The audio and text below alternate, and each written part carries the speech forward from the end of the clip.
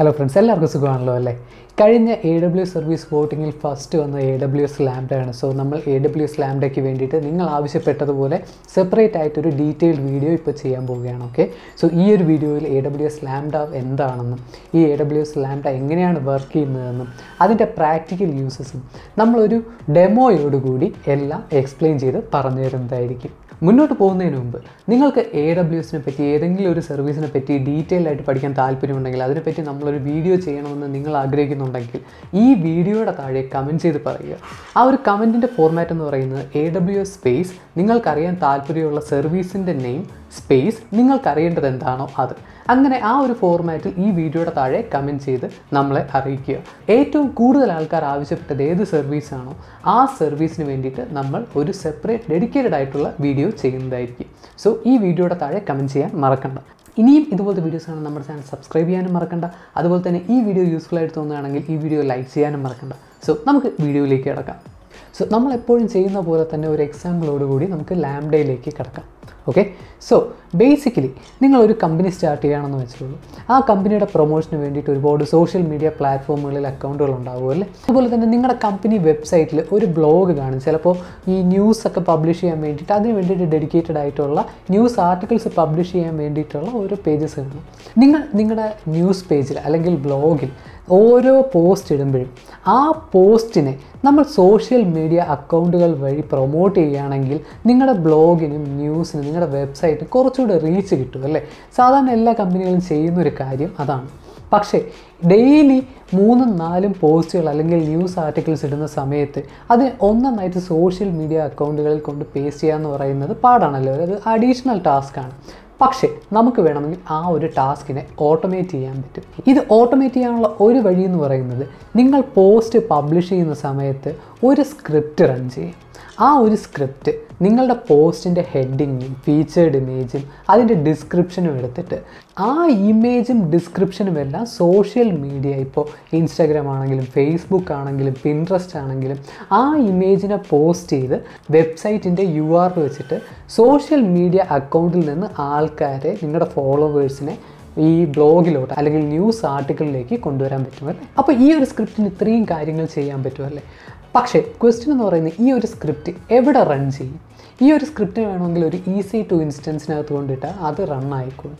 പക്ഷേ ഈ ഒരു സ്ക്രിപ്റ്റ് റൺ ചെയ്യാൻ വേണ്ടിയിട്ട് മാത്രം ഒരു EC2 ഇൻസ്റ്റൻസ് റൺ ചെയ്യുക എന്ന് പറയുന്നത് നമുക്ക് നഷ്ടമാണല്ലേ? ഡെയിലി ഒരു 4 പോസ്റ്റാണ് ഇടുന്നതെങ്കിൽ 4 പ്രാവശ്യം മാത്രം ആ സ്ക്രിപ്റ്റ് റൺ ചെയ്താൽ മതി. അതിന് വേണ്ടിയിട്ട് നമ്മൾ EC2 ഇൻസ്റ്റൻസ് സ്റ്റാർട്ട് ചെയ്യുകയാണെങ്കിൽ 24 മണിക്കൂർ ആ ഒരു EC2 ഇൻസ്റ്റൻസ് റൺ ചെയ്യണം. അതിന് വേണ്ടിയിട്ട് നമ്മൾ പേയും ചെയ്യണം അല്ലേ?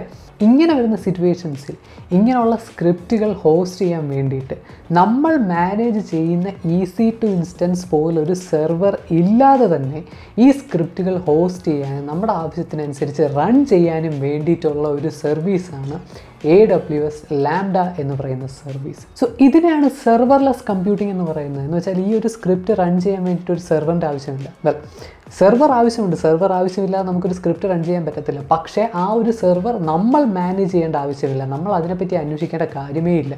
നമ്മൾ ജസ്റ്റ് സ്ക്രിപ്റ്റ് അപ്ലോഡ് ചെയ്യുക, റൺ ചെയ്യുക, അത്രയേ ഉള്ളൂ. അതിനകത്ത് സപ്പോർട്ടഡ് ആയിട്ടുള്ള ലാംഗ്വേജസ് ഒരുപാടുണ്ട്. ജാവയുണ്ട്, പൈത്തൺ ഉണ്ട്, .NET ഉണ്ട്, ഇങ്ങനെ ഒരുപാട് ലാംഗ്വേജസ് ഓൾറെഡി സപ്പോർട്ടഡ് ആണ്. സോ ബേസിക്കലി നമ്മൾ സ്ക്രിപ്റ്റ് എഴുതിയിടുക, എന്നിട്ട് ഇതെപ്പോൾ എങ്ങനെ റൺ ചെയ്യണം എന്ന് പറഞ്ഞു കൊടുക്കുക, എന്നിട്ട് ഇതിൻ്റെ ഔട്ട്പുട്ട് എങ്ങോട്ട് പോകണമെന്നും പറഞ്ഞു കൊടുക്കുക. ഇപ്പോൾ നമ്മൾ നേരത്തെ പറഞ്ഞ സിറ്റുവേഷനിലാണെങ്കിൽ ഒരു ന്യൂസ് പേജ് പുതിയൊരു ന്യൂസ് ആർട്ടിക്കിൾ പബ്ലിഷ് ചെയ്യുന്ന സമയത്ത് ഈ ഒരു ലാംഡ ഫംഗ്ഷൻ ട്രിഗർ ചെയ്യുന്നു, എന്നിട്ട് ഇതിൻ്റെ കോഡ് റൺ ചെയ്യുന്നു. എന്നിട്ട് ഈ കോഡ് ആ ആർട്ടിക്കിളിൻ്റെ ആവശ്യമുള്ള ഡീറ്റെയിൽസ്, ഫീച്ചേർഡ് ഇമേജ്, അതുപോലെ ലിങ്ക്, അതുപോലെ ഹെഡിങ്, ഡിസ്ക്രിപ്ഷൻ, ഇങ്ങനെയുള്ള ഇൻഫർമേഷൻ എല്ലാം എടുക്കുന്നു. എന്നിട്ട് ഇതിനെ പ്രോസസ്സ് ചെയ്തിട്ട് ഇതിൻ്റെ ഔട്ട്പുട്ട് സോഷ്യൽ മീഡിയ അക്കൗണ്ടുകളിൽ പോസ്റ്റ് ചെയ്യുന്നു. സ്റ്റോറി ആയിട്ടാണെങ്കിലും പോസ്റ്റ് ആയിട്ടാണെങ്കിലും റിയൽ ആയിട്ടാണെങ്കിലും അത് പോസ്റ്റ് ചെയ്യുന്നു. ഇനി ഇത് പ്രാക്ടിക്കലി എങ്ങനെയാണ് വർക്ക് ചെയ്യുന്നതെന്ന് നമുക്കൊന്ന് നോക്കാം. ഓക്കെ ഗൈസ്, നമ്മളിപ്പോൾ AWSൻ്റെ മെയിൻ കൺസോളിലാണ് നിൽക്കുന്നത് അല്ലേ? നമ്മൾ ലോഗിൻ ചെയ്ത് നമ്മുടെ കൺസോളിലാണ് നിൽക്കുന്നത്. ഇവിടെ നിന്ന് നമുക്ക് ലാംഡ ആക്സസ് ചെയ്യണമെങ്കിൽ ഇവിടെ മുകളിൽ സെർച്ച് ബാർ ഉണ്ടല്ലേ, അവിടെ ക്ലിക്ക് ചെയ്തിട്ട് ലാംഡ എന്ന് ടൈപ്പ് ചെയ്ത് സെർച്ച് ചെയ്യുക. അപ്പോൾ സെർച്ച് റിസൾട്ടിനകത്ത് ഇവിടെ ലാംഡ എന്ന് പറയുന്ന ഒരു റിസൾട്ട് വന്നിട്ടുണ്ടല്ലേ? അപ്പോൾ അത് ക്ലിക്ക് ചെയ്യുക. ഇപ്പോൾ നമ്മൾ AWS ലാംഡയുടെ മെയിൻ പേജിലാണ് നിൽക്കുന്നത്. ഇവിടെ നമുക്ക് കാണാം .NET സപ്പോർട്ട് ചെയ്യുന്നുണ്ട്, ജാവ ഉണ്ട്, Node.js ഉണ്ട്, പൈത്തൺ ഉണ്ട്, റൂബി ഉണ്ട്, അതുപോലെ തന്നെ കസ്റ്റം റൺ ടൈമും ഉണ്ടല്ലേ. ഇനി നമ്മളിപ്പോൾ ലാംഡ ഫംഗ്ഷൻസിനകത്ത് പോയി നോക്കുകയാണെങ്കിൽ നമ്മുടെ കയ്യിലിപ്പോൾ ലാംഡ ഫംഗ്ഷൻസ് ഒന്നുമില്ല, ഫംഗ്ഷൻസ് 0 ആണ്. നമുക്കപ്പോൾ ഒരു പുതിയൊരു ലാംഡ ഫംഗ്ഷൻ ക്രിയേറ്റ് ചെയ്യാം.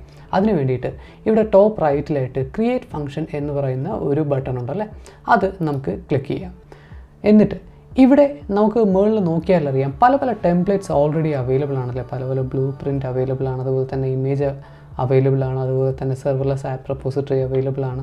ഇങ്ങനെയുള്ള സംഭവങ്ങളെല്ലാം അവൈലബിൾ ആണ്. പക്ഷേ നമ്മളിപ്പോൾ എല്ലാം സ്ക്രാച്ച് ചെയ്യുന്ന സ്റ്റാർട്ട് ചെയ്യാൻ പോവുകയാണ്. ഓക്കെ, നമുക്ക് ബേസിക് ഇൻഫർമേഷൻസിലോട്ട് പോകാം. ഇവിടെ ആദ്യം നമുക്ക് കൊടുക്കേണ്ടത് ഫംഗ്ഷന് ഒരു നെയിമാണ്.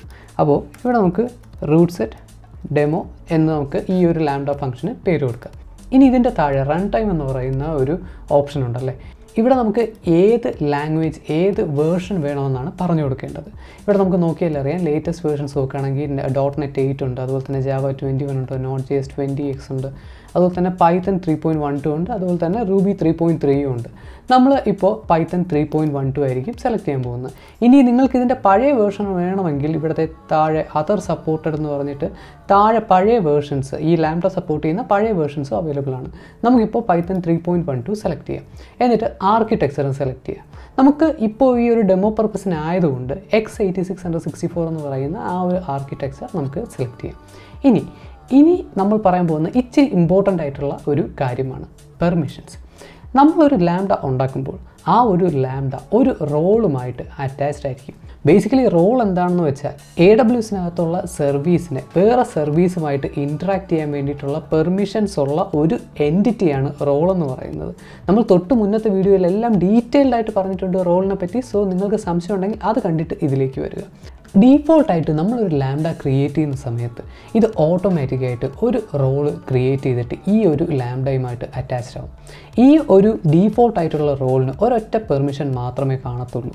ക്ലൗഡ് വാച്ച് ലോ ഗ്രൂപ്പ് എന്ന് പറയുന്ന നമ്മുടെ AWSൻ്റെ സർവീസസിൻ്റെ എല്ലാത്തിൻ്റെയും ലോഗ് മാനേജ് ചെയ്യുന്ന ഒരു സർവീസാണ് ക്ലൗഡ് വാച്ച് എന്ന് പറയുന്നത്. ക്ലൗഡ് വാച്ച് ലോ ഗ്രൂപ്പിനകത്തേക്ക് ഇതിൻ്റെ ഈ ഒരു ലാംഡയുടെ ലോഗ്സ് പുട്ട് ചെയ്യാൻ വേണ്ടിയിട്ടുള്ള അതിൻ്റെ ലോഗ്സ് എല്ലാം സേവ് ചെയ്യാൻ വേണ്ടിയിട്ടുള്ള പെർമിഷൻ മാത്രമേ ഈ ഒരു ഡീഫോൾട്ട് റോളിന് ഉണ്ടാകത്തുള്ളൂ. നമുക്കതിലേക്ക് ഡീറ്റെയിൽ ആയിട്ട് തിരിച്ചു വരാം. ഞാനിപ്പോൾ ഈ ഒരു ഓപ്ഷൻ തന്നെ കൊടുക്കുകയാണ്, create a new role with basic lambda permission. അതായത് ക്ലൗഡ് വാച്ച് ലോ ഗ്രൂപ്പിനകത്തേക്ക് ലോഗ് സേവ് ചെയ്യാൻ വേണ്ടിയിട്ടുള്ള പെർമിഷൻ. ഓക്കെ, അത് കൊടുത്തിട്ട് ഇനി താഴെ നമുക്ക് അഡ്വാൻസ് സെറ്റിങ്സിലേക്ക് പോകാം. ഇവിടെ നമുക്ക് ഒരുപാട് അഡ്വാൻസ് സെറ്റിങ്സ് അവൈലബിൾ ആണ്. പക്ഷേ ഇതിലേക്ക് പോകുന്നതിന് മുമ്പ് നമുക്ക് ആദ്യം ബേസിക്സ് പഠിക്കാം. ഓക്കെ, അപ്പോൾ ഈ അഡ്വാൻസ് സെറ്റിങ്സ് എല്ലാം ഡിസേബിൾ ആയിട്ട് ഡീഫോൾട്ട് ആയിട്ടുള്ളതുപോലെ തന്നെ കൊടുക്കുകയാണ്. എന്നിട്ട് ഈ ഒരു ഫംഗ്ഷൻ ക്രിയേറ്റ് ചെയ്യാൻ വേണ്ടിയിട്ട് ക്രിയേറ്റ് ഫംഗ്ഷൻ എന്ന് പറയുന്ന ബട്ടൺ നമുക്ക് ക്ലിക്ക് ചെയ്യാം. ഓക്കെ, ഇവിടെ നമുക്ക് കാണാം നമ്മുടെ ലാംഡ ക്രിയേറ്റ് ആയിട്ടുണ്ട് അല്ലേ, റൂട്ട് സെറ്റ് ഡെമോ എന്ന് പറയുന്ന ലാംഡ ക്രിയേറ്റ് ആയിട്ടുണ്ട്. നമ്മളിപ്പോൾ ആ ഒരു ഫംഗ്ഷനകത്ത് നിൽക്കുകയാണ്, ലാംഡ ഫംഗ്ഷനകത്ത് നിൽക്കുകയാണ്. നമുക്ക് വേണമെങ്കിൽ തൊട്ട് മുന്നത്തെ പേജിൽ പോയിട്ട് തിരിച്ചിതിലേക്ക് വരാം. ഇവിടെ നമുക്ക് ഫംഗ്ഷൻസിൻ്റെ ലിസ്റ്റ് നോക്കുകയാണെങ്കിൽ കാണാം നമ്മളിപ്പോൾ ഉണ്ടാക്കിയ ആ ഒരു ലാംഡ ഇവിടെ അവൈലബിൾ ആണ്. ഇനി നമുക്ക് ഇത് ക്ലിക്ക് ചെയ്തിട്ട് ആ ഒരു ലാംഡയുടെ അകത്തേക്ക് വരാം. ഇവിടെ മുകളിൽ ഫംഗ്ഷൻ ഓവർവ്യൂ എന്ന് പറയുന്നൊരു ബ്ലോക്ക് ഉണ്ടല്ലേ, അവിടെ നമുക്ക് നോക്കിയാൽ അറിയാം റൂട്ട് സെറ്റ് ഡെമോ എന്ന് പറയുന്ന നമ്മുടെ ലാംഡ ഇവിടെ ഉണ്ട്. ഇവിടെ ലെഫ്റ്റ് സൈഡിലായിട്ട് ആഡ് ട്രിഗർ ഉണ്ട്, അതുപോലെ തന്നെ റൈറ്റ് സൈഡിലായിട്ട് ആഡ് ഡെസ്റ്റിനേഷനും ഉണ്ട്. ഈ ഒരു ലാംഡയെ ട്രിഗർ ചെയ്യുന്നത് ഇവൻറ്റ്സ് ആണ്. അപ്പോൾ ഈ ഒരു ലാംഡയ്ക്കകത്തേക്ക് ഇവൻറ്റ്സ് സെൻഡ് ചെയ്ത് കൊടുക്കുന്നത് ഇവിടെ നമ്മൾ പറഞ്ഞു കൊടുക്കുന്ന ട്രിഗേഴ്സ് ആയിരിക്കും. നമ്മളിപ്പോൾ ഇവിടെ ജസ്റ്റ് ഈ ആഡ് ട്രിഗർ ഒന്ന് ക്ലിക്ക് ചെയ്ത് നോക്കുകയാണെങ്കിൽ നമുക്ക് ഇതിനകത്ത് അറിയാം ഒരുപാട് ട്രിഗേഴ്സ് അവൈലബിൾ ആണല്ലേ. API ഗേറ്റ്വേ വെച്ചിട്ട് നമുക്ക് ലാംഡ ട്രിഗർ ചെയ്യാൻ പറ്റും, അതുപോലെ VPC ലാറ്റസ് വെച്ചിട്ട് പറ്റും, കോഡ് കമ്മിറ്റ് വെച്ചിട്ട് പറ്റും, SNS വെച്ചിട്ട് പറ്റും, SQS വെച്ചിട്ട് പറ്റും, S3 വെച്ചിട്ട് പറ്റും.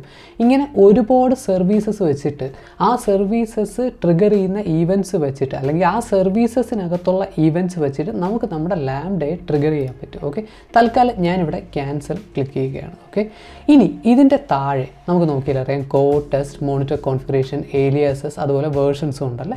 നമ്മളിപ്പോൾ നിൽക്കുന്നത് കോഡ് എന്ന് പറയുന്ന ടാബിലാണ്. ഈ കോഡിൻ്റെ ടാബിൽ നമുക്ക് നോക്കിയാൽ അറിയാം നമ്മുടെ ലാംഡയുടെ ഒരു ബേസിക് സ്ക്രിപ്റ്റ് നമുക്ക് അവൈലബിൾ ആണ്.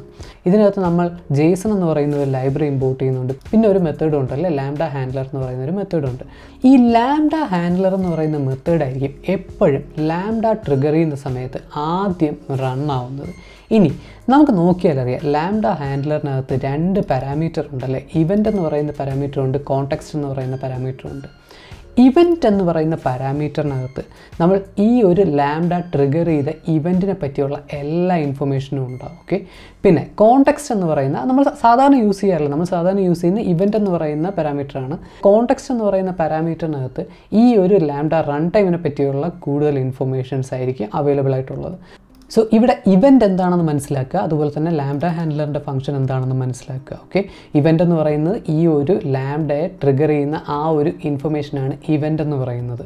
ഓക്കെ, ലാംഡ ഹാൻഡ്ലർ എന്ന് പറയുന്നത് ഈ ഒരു ലാംഡയെ ട്രിഗർ ചെയ്യുന്ന സമയത്ത് ആദ്യം റൺ ചെയ്യുന്ന ഒരു മെത്തേഡാണ് ഈ ലാംഡ ഹാൻഡ്ലർ. ആ ലാംഡ ഹാൻഡ്ലറിനകത്തേക്ക് ഇവൻറ്റിൻ്റെ ഇൻഫർമേഷനും പാസ് ചെയ്യും, അതുപോലെ തന്നെ കോണ്ടെക്സ്റ്റ് എന്ന് പറയുന്ന ഒരു പാരാമീറ്ററും പാസ് ചെയ്യും. നമ്മൾ സാധാരണ യൂസ് ചെയ്യുന്നത് ഇവൻ്റ് എന്ന് പറയുന്ന ആ ഒരു പാരാമീറ്ററിനകത്തുള്ള ഇൻഫർമേഷനാണ്. ഇനി നമുക്ക് ഈ ഒരു ലാംഡ ഫംഗ്ഷൻ്റെ കോഡ്, ഈ ഒരു സ്ക്രിപ്റ്റ് നമുക്ക് ചെറിയൊരു മാറ്റം വരുത്താം. നമുക്ക് ജസ്റ്റ് ഇതെല്ലാം ഡിലീറ്റ് ചെയ്ത് കഴിഞ്ഞിട്ട് നമുക്ക് ജസ്റ്റ് ഒരു മെസ്സേജ് പ്രിൻറ്റ് ചെയ്യാൻ വേണ്ടിയിട്ടുള്ള ഒരു കോഡ് മാത്രം കൊടുക്കാം. ഓക്കെ, ടാബ് കൊടുക്കുക, print hello from root set. ഇങ്ങനെ ഒരു മെസ്സേജ് പ്രിൻറ്റ് ചെയ്യാൻ വേണ്ടിയിട്ടുള്ള കോഡ് മാത്രം നമ്മളിപ്പോൾ കൊടുക്കുകയാണ് അല്ലേ. പിന്നെ നമ്മൾ എപ്പോഴെങ്കിലും ഒരു കോഡിൽ മാറ്റം വരുത്തുകയാണെങ്കിൽ നമ്മൾ അതിനെ സേവ് ചെയ്യാൻ വേണ്ടിയിട്ട് ഇവിടെ ഡിപ്ലോയ് എന്ന് പറയുന്ന ബട്ടൺ ക്ലിക്ക് ചെയ്യുക. ഓക്കെ, ഇപ്പോൾ നമ്മൾ വരുത്തിയ മാറ്റം ഇതിനകത്ത് എഫക്റ്റ് ആവണമെങ്കിൽ, അത് ആ ഒരു ചേഞ്ച് ഇവിടെ സേവ് ചെയ്യണമെങ്കിൽ ഇവിടെ ഡിപ്ലോയ് എന്ന് പറയുന്ന ബട്ടൺ ക്ലിക്ക് ചെയ്യണം. ഓക്കെ, ഞാനിപ്പോൾ ഡിപ്ലോയ് ചെയ്യാൻ പോവുകയാണ്.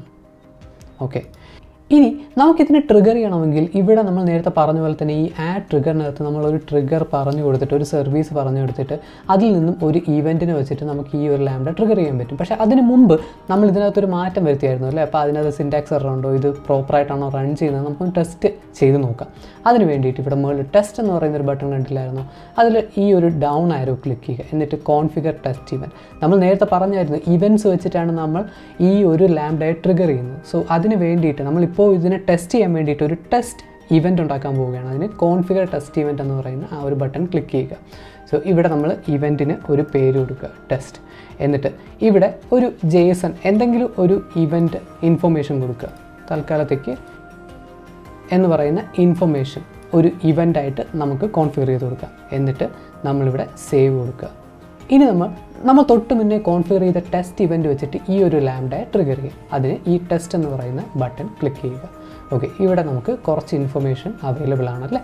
ഈ ഒരു ലാംഡ സക്സസ്ഫുള്ളി റൺ ആയിട്ടുണ്ട്. ഇതേ കണ്ടില്ലായിരുന്നു, ഇവിടെ നമുക്ക് അതിൻ്റെ ആ ഒരു ലോഗ്സ് കാണാൻ പറ്റും.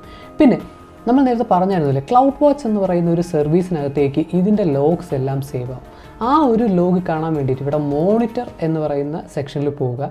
എന്നിട്ട് ഇവിടെ വ്യൂ ക്ലൗഡ് വാച്ച് ലോഗ്സ് എന്ന് പറയുന്ന ഒരു ബട്ടൺ കണ്ടില്ലായിരുന്നോ, അത് ക്ലിക്ക് ചെയ്യുകയാണെങ്കിൽ ഇപ്പോൾ റൺ ചെയ്ത ആ ഒരു ലാംഡയുടെ എക്സിക്യൂഷൻ നമ്മളിവിടെ ടൈം നോക്കിയാൽ കറക്റ്റ് അറിയാൻ പറ്റും, എപ്പോഴാണ് റൺ ചെയ്തതെന്ന് അറിയാൻ പറ്റും അല്ലേ. അപ്പോൾ ഈ ഒരു ലോഗ് ഗ്രൂപ്പിനകത്ത് ഈ ഒരു ലോഗ് സ്ട്രീം എടുത്ത് നോക്കുകയാണെങ്കിൽ ഇപ്പോൾ റൺ ചെയ്ത, ഇപ്പോൾ എക്സിക്യൂട്ട് ചെയ്ത ലാംഡ റണ്ണിൻ്റെ ആ ഒരു ഇൻഫർമേഷൻ നമുക്ക് കിട്ടും. ഇന്ന സമയത്ത് ഇത് ഇനിഷ്യേറ്റ് ചെയ്തു, അതുപോലെ തന്നെ സ്റ്റാർട്ട് ചെയ്ത റിക്വസ്റ്റ് ID, പിന്നെ നമ്മൾ പ്രിൻറ്റ് ചെയ്ത ആ ഒരു മെസ്സേജ് ഇവിടെ നമ്മൾ കോഡിൽ പറഞ്ഞു കൊടുത്തിട്ടുണ്ടായിരുന്നല്ലോ, ഹലോ ഫ്രം റൂട്ട് സെറ്റ് എന്ന് പറയുന്ന ആ ഒരു മെസ്സേജ് പ്രിൻറ്റ് ചെയ്യണമെന്ന് നമ്മൾ പറഞ്ഞു കൊടുത്തിട്ടുണ്ടായിരുന്നു അല്ലേ. സോ അതും ഇവിടെ നമുക്ക് കാണാൻ പറ്റും.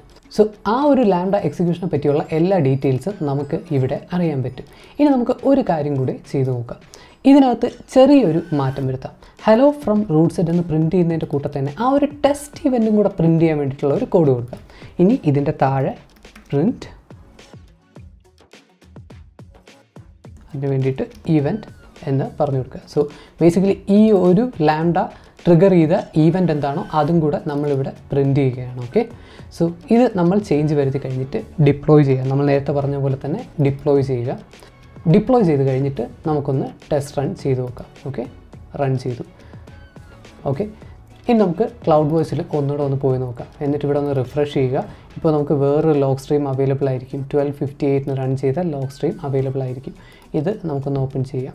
ഇവിടെ നമ്മൾ നേരത്തെ പറഞ്ഞ പോലെ തന്നെ ഹലോ ഫ്രം റൂട്ട് സെറ്റ് ഉണ്ട്, അതുപോലെ തന്നെ raw event is domain root set. ഇതെന്താണെന്ന് നിങ്ങൾക്ക് ഓർമ്മ ഉണ്ടാവുമല്ലോ അല്ലേ. നമ്മൾ നേരത്തെ ക്രിയേറ്റ് ചെയ്ത ആ ഒരു raw event domain root set എന്ന് പറയുന്ന ആ ഒരു ഇവൻ്റാണ് നമ്മളിവിടെ പ്രിൻറ്റ് ചെയ്തത്.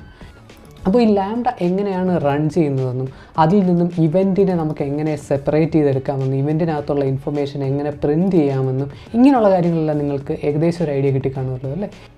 നമുക്കൊരു കാര്യം ചെയ്താലോ, നമ്മൾ തൊട്ട് മുന്നത്തെ ട്യൂട്ടോറിയലിനകത്ത് S3യെ പറ്റി പറഞ്ഞായിരുന്നു. നമ്മളൊരു S3 ബക്കറ്റ് ഉണ്ടാക്കിയായിരുന്നു അല്ലേ. ആ ഒരു S3 ബക്കറ്റിനകത്തേക്ക് ഒരു ഓബ്ജക്റ്റ് അപ്ലോഡ് ചെയ്യുന്ന സമയത്ത് അല്ലെങ്കിൽ പുട്ട് ചെയ്യുന്ന സമയത്ത് ഈ ഒരു ലാംഡ റൺ ചെയ്തിട്ട് ആ ഒരു ഫയലിനെ പറ്റി, ആ ഒരു S3 ബക്കറ്റിനകത്തേക്ക് അപ്ലോഡ് ചെയ്ത ഫയലിനെ പറ്റിയുള്ള എല്ലാ ഡീറ്റെയിൽസും പ്രിൻറ്റ് ചെയ്യുന്ന രീതിയിൽ നമുക്ക് ഈ ഒരു കോഡിനെ മോഡിഫൈ ചെയ്യാം. സോ നമുക്ക് അടുത്ത വീഡിയോയിലേക്ക് കിടക്കാം.